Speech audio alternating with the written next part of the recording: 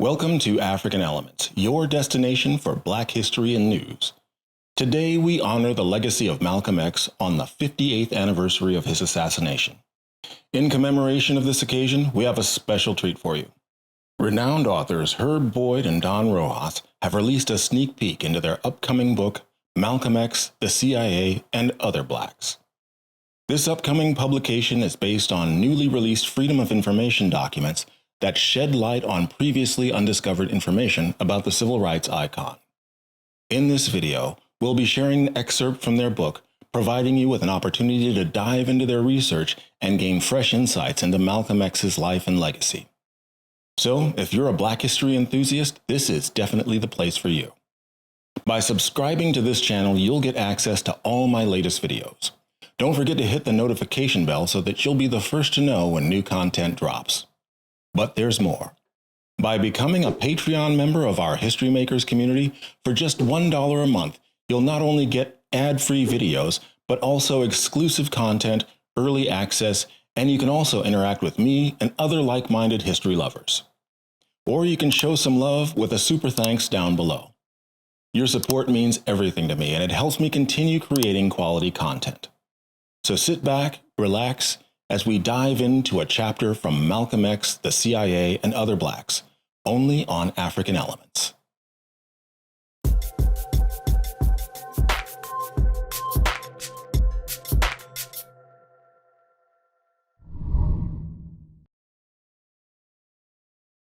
Surveillance of Black Americans, especially those viewed as subversives, has been an enduring process for U.S. governmental agencies, whether defined as the FBI, CIA, NSA, DOJ, the State Department, or other law enforcement agencies. A close watch on the words and deeds of militant or radical Black Americans has been an active endeavor at least since the dawn of the 20th century. Long before eavesdropping or wiretapping were the usual means of keeping tabs on subversives, agents were busy spying on and compiling dossiers on individuals who would later be added to the government's enemies list. Malcolm X believed he was on this list and that he was being intensely pursued and shadowed by the government.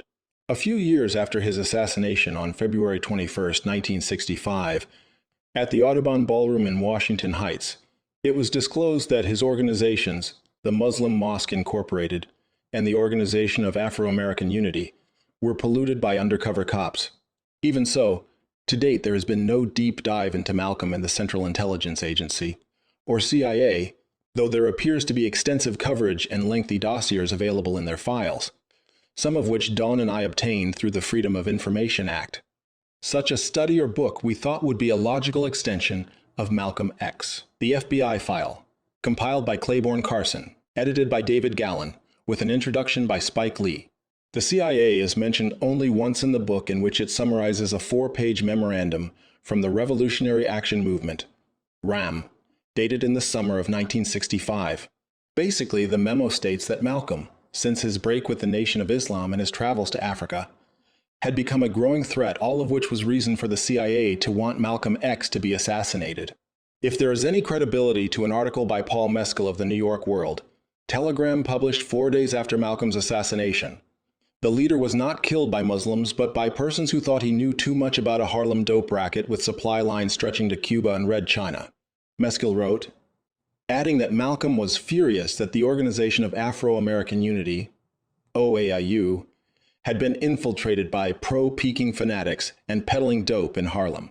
The gunmen who killed Malcolm were clearly Black, but they, according to CORE or Congress of Racial Equality leader James Farmer, were not Muslims. He believed the assassination, as well as the subsequent firebombing of the mosque, were distractions to cover up a much more sinister plot. Mescal concluded, how much Malcolm knew about drug trafficking at that time, and his interest in ending it, remains unknown. According to Mescal, several of Malcolm's top lieutenants had been informed of the flow of cocaine and other drugs from China to Cuba to be dispensed in the U.S. and speculated that Malcolm was possibly on the verge of revealing who they were when he was gunned down.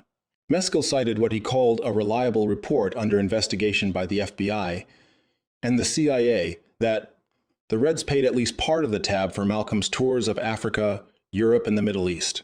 Was Malcolm concerned that his leadership role was being undermined and sabotaged by the Reds? As Mescal concludes, thus preparing to expose them? That question, as well as where Mescal got his information, have never been answered. And who was Paul Mescal? We know he was a highly respected journalist with the New York Daily News until 1991 and was an expert on the Cosa Nostra, who he configured into his story about the Reds in Harlem and their threat to overtake their drug operation. Mescal, 82, died in Sarasota, Florida on October 11, 2006. Toward the end of the RAM memorandum, discussion and description of Malcolm's assassination are cited as well planned and indicated that Negro CIA agents, hired killers, were in the audience. There were probably not any in the Audubon Ballroom that afternoon when Malcolm was slain in a barrage of bullets. But it's our speculation that they were in place and ready to resume what the FBI had inaugurated in the surveillance, once he began those trips abroad in 1964, a bit of which had begun in 1959. This point is made conclusively by Zach Kondo, though it comes with this caveat that is little documentary evidence of CIA schemes against Malcolm. This interpretation should not be construed to mean that the CIA was not investigating Malcolm. But Malcolm came to the attention of the agencies as early as 1950 from his correspondences while he was incarcerated. A letter he wrote to someone on June 29, 1950 in the FBI files could have tipped the government off that there was a person of interest then behind bars. If you are seeking the attention of the law enforcement agencies in this country, Malcolm, a so-called malcontent, couldn't have done it better. The first notation of the CIA in the documents occurred in January 1954 when Malcolm was residing in Philadelphia with an apartment in East Elmhurst, Queens. At the center of our speculation about Malcolm and the CIA is his travel diary in 1964 and numerous occasions in which he met or encountered Leo Milas. How the diary enters our pursuit is spelled out in another chapter, but the short version is that Herb first saw it after being invited by Howard Dodson, then the curator-chief at the Schomburg Center for Research in Black Culture. The Schomburg was the recipient of 2 crates of Malcolm memorabilia that had been rescued by the family before it was put on eBay and other sites to be auctioned. Herb was invited as a journalist to document the opening of the crates along with a fellow photographer. Upon viewing the diary, he was allowed to leaf through a few pages, take several photos, and then told he would have to wait along with others to view the collection in its entirety. The family had to be consulted, the material cataloged, and some material laminated. It would be 5 years later that Herb would see the diary again, secure permission from Malcolm's estate to view, and to begin the process of deciphering and eventual publication, all of which became an ordeal occasioned by injunctions, lawsuits, and finally a decision to allow Third World Press the rights to publish. That was a long, emotionally and financially troubling experience, some of which is recounted in the book, but the purpose here is to note how the diary led us to an individual named Leo Milas, who we deemed was either a CIA operative, agent, or informant. We arrived at the speculation mainly from his adventures with liberation groups in southern Africa, most notably Frelimo, Front for the Liberation of Mozambique. Both of us have had long, well-informed relations with liberation groups, and when Milas's name popped up repeatedly in the diary, the red flag, so to speak, had our attention. Just a bit of cursory research was enough to whet our appetites, particularly when we learned he had been dismissed from Frelimo under suspicions he was a CIA agent. Thus began our search of who he was, and why was he having these contacts with Malcolm. With our curiosities whetted by the recurrence of Leo Milas's name in the diary, we took notice. It first appeared in Malcolm's entry of July 26, 1964, during his second tour that year. By this time, Malcolm had been in Cairo for more than 2 weeks, and was staying at the Semiramis Hotel. On this occasion, Milas may have been among reporters invited to a press conference called by Malcolm. According to his diary, Malcolm recounted the whole story about Elijah Muhammad, presumably disclosing his accusations about the children out of wedlock with his secretaries. It was the first time a reporter had taken it for print. By then, Malcolm may have been convinced that Milas was a reporter. They were later joined by a reporter from South Africa. The second meeting with Milas, at least the second diary entry, occurred 4 days later on Thursday when he, Jonas Savimbi, and Malcolm had a rendezvous on the ISIS boat, moored on the Nile. They sat in the lounge around midnight to discuss a story in Newsweek magazine about the Harlem riots. For more than an hour, Malcolm wrote, they discussed common problems. Malcolm said, I am impressed more so by both of them than by others. It's a good guess that Savimbi, whose group UNITA, the National Union for the Total Independence of Angola, was funded by the reactionary regime of South Africa and immersed in a developing civil war in Angola, may have been known to Milas, and vice versa. Thus, Malcolm may have been unaware of who he was. And as John Stockwell later pointed out in his book In Search of Enemies published in 1984, John was CIA chief of the Angola Task Force, heading up their covert operations. Savimbi was one of our allies. But this meeting with Malcolm was perhaps before Milas's affiliation with the CIA began, and after his being rebuffed by MPLA and impeded in his quest for leadership in the FNLA. It was during this phase that Savimbi began thinking seriously about starting his own organization that crystallized 2 years later as UNITA. On the next day, Malcolm was busy working on his summit paper and being interviewed. That evening, the third meeting, he, Milas, and another Egyptian went to the Hilton coffee shop to chat. On August 1, the fourth meeting, Malcolm was awakened by Milas that evening after he had taken a nap. Still woozy after a walk in the burning sun, Malcolm begged off and resumed napping for another hour or so, and was once again awakened by Milas at 7:30. An hour later, the two of them attended a reception at the Chinese embassy. Thursday, August 6, Malcolm complained of a painful stomach disorder and diarrhea. He believed he had been poisoned, but was told he had eaten Spanish, a dish he should not have had in that season. It is interesting that such a dish was even available at that time and allowed Malcolm to have access to it. 18 days later, Malcolm happened to bump into Milas for the fifth time after returning from shopping. The long separation was probably due to Malcolm being escorted all over Cairo and meeting all sorts of dignitaries. On Thursday the next day, Malcolm had a brief moment with Milas at the Hilton where they chatted and ate watermelon on their sixth meeting. They would meet briefly for the seventh time in the lobby of the Hilton, where Milas was in the company of a member of the Kenya Parliament.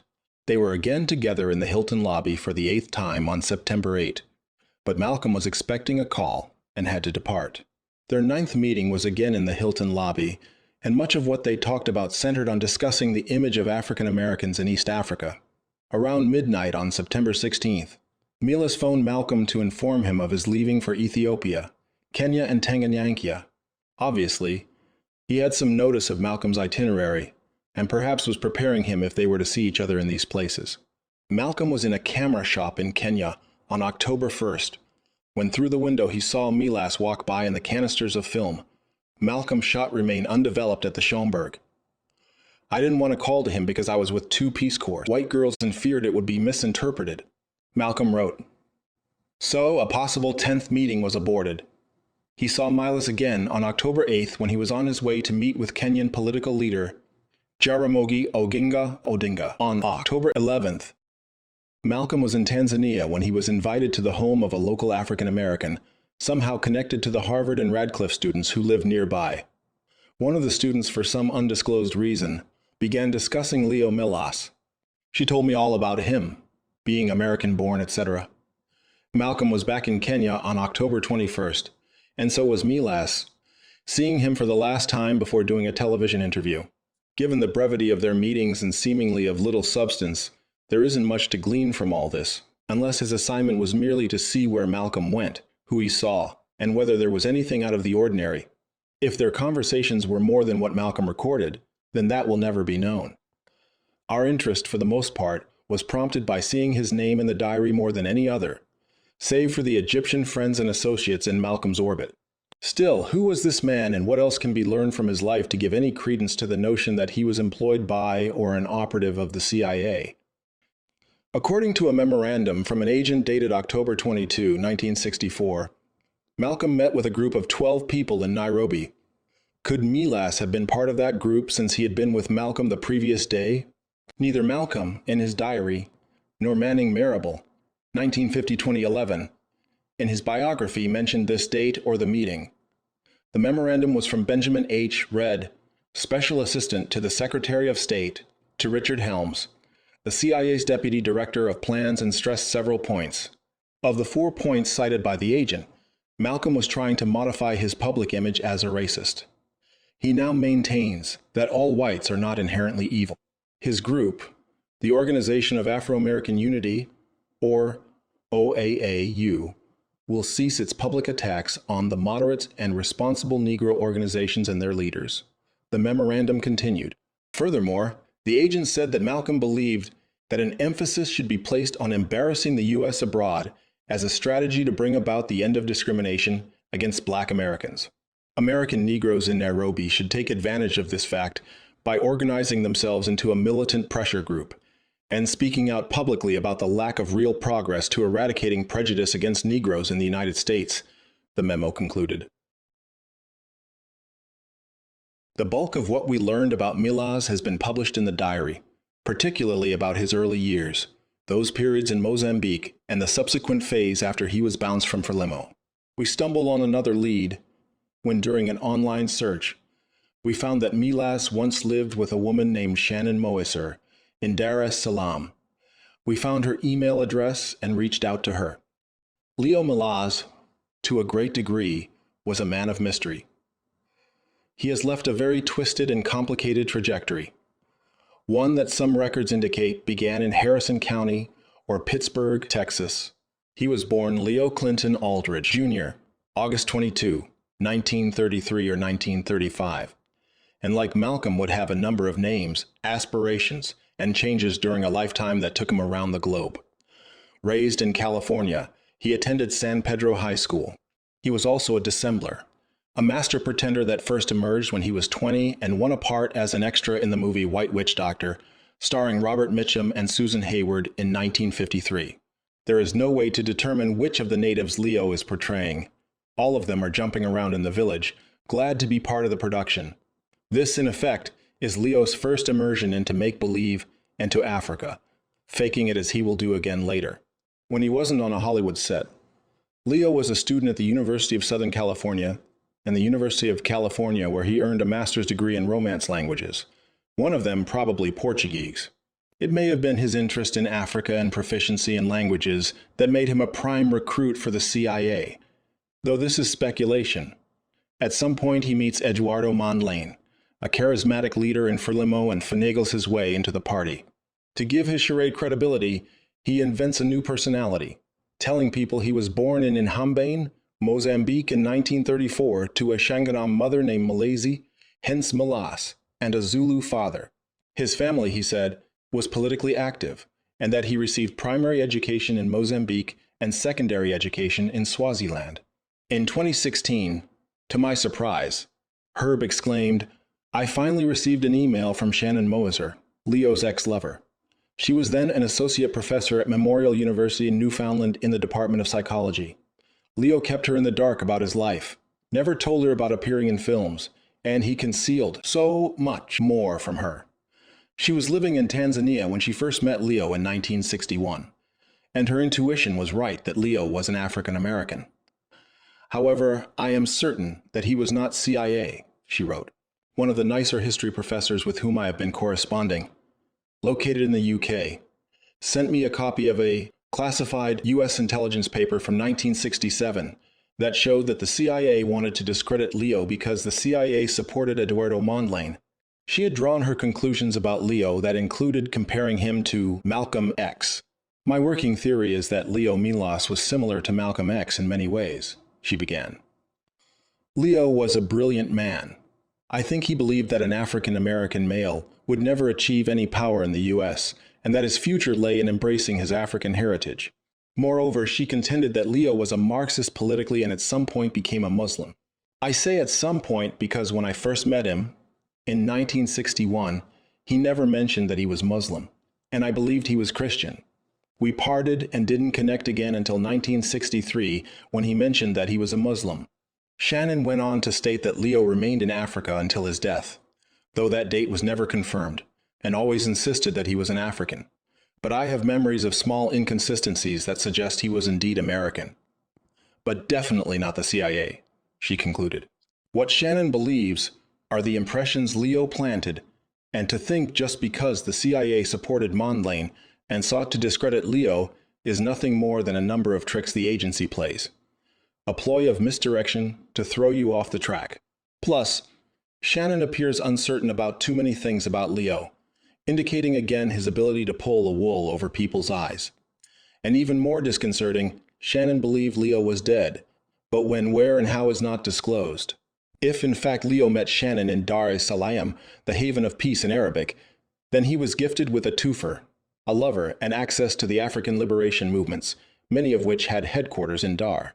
No exact date is known or the circumstances under which Leo met Mondlane, but they apparently got along well enough for Mondlane to invite Leo to Dar and later to become Frelimo's first publicity secretary. Extensive details about them are included in the book's appendix. Given that both were smooth operators, Leo found a way to win Mondlane's trust, and Mondlane was convinced that he had a kindred spirit, a loyal comrade who could help consolidate the party under his leadership, which he had founded only a year or so before. At the same time that Leo is ending his relationship with Shannon, he's charming his way into the party, fooling Mondlane like he had fooled everybody else. But by August 1964, after Mondlane learned Leo was an imposter, he was expelled from the party. The jig may have been up even earlier there as a possible CIA operative, since by July, he was already fraternizing with Malcolm in Cairo. After being booted from Frelimo and shadowing Malcolm, it appears that Milas never completely disengaged from the political developments in Mozambique. In May 1977, he was in Salisbury, Rhodesia, now Zimbabwe, as a founding member of the anti-communist Mozambique National Resistance, Resistência Nacional Moçambicana, or RENAMO, that fought against Frelimo in the post-independence Mozambique Civil War. From his base in Nairobi, Milas was in position to help diplomatic facilitation of the Kenyan government for the party. Eventually, there was a split in RENAMO between the military wing and the political wing, in which Milas was involved. However, the political wing, including some Portuguese, were violently purged. Milas is only mentioned once in Richard Gibson's African liberation movements, and then mainly to suggest that all the blame for the round of expulsions from Frelimo should be entirely placed on the mysterious Milas.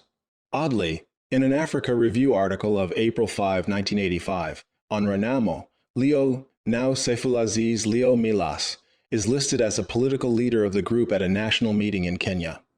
But he very well could have been in Ethiopia from time to time in the mid-80s, in Roy Pateman's Residual Uncertainty.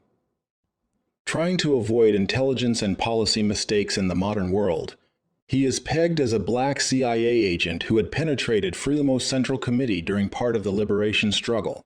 Pateman also noted that Orlando Cristina, who was killed in Pretoria in April 1983, was possibly an agent of PIDE, the Portuguese intelligence agency, and sent by Milas for training in Algeria.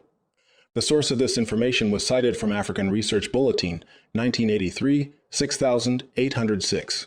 Nothing about Milas is cut and dry, and there is confusion about his death, if in fact he is dead. His former lover has contended that he is dead, but she has given no date or circumstances of his death. According to the Spring 2016, Fall 2017 bulletin published by the Association of Former International Civil Servants, Milas's name is in the In Memoriam section with the date January 19, 2006. If this is true, then there is no way he could have been a panelist in September 2010 at a symposium in Addis Ababa, Ethiopia. The publication date of his book, Sharing the Nile, Egypt, Ethiopia, and the Geopolitics of Water by Pluto Press, is 2013, though it may have been finished, but not yet in print. In any case, Milas's interest or assignment on Malcolm was over after their last meeting, and we can presume that he began a series of jobs at the UN, including almost a decade with the UN Environment Program. By the time his surveillance ended, Malcolm was on his way back to the US, and within months he would be assassinated, a tragedy as unsolved as the package explosion that took Mondlane's life in Tanzania in 1969, or Walter Rodney's in Guyana in 1980. To some extent, the CIA had enveloped all three lives, and much of that entanglement has yet to be conclusively unraveled. In the rest of the book, we reveal the very wide surveillance the CIA had on black radicals in America, Africa, Europe, Asia, and the Caribbean.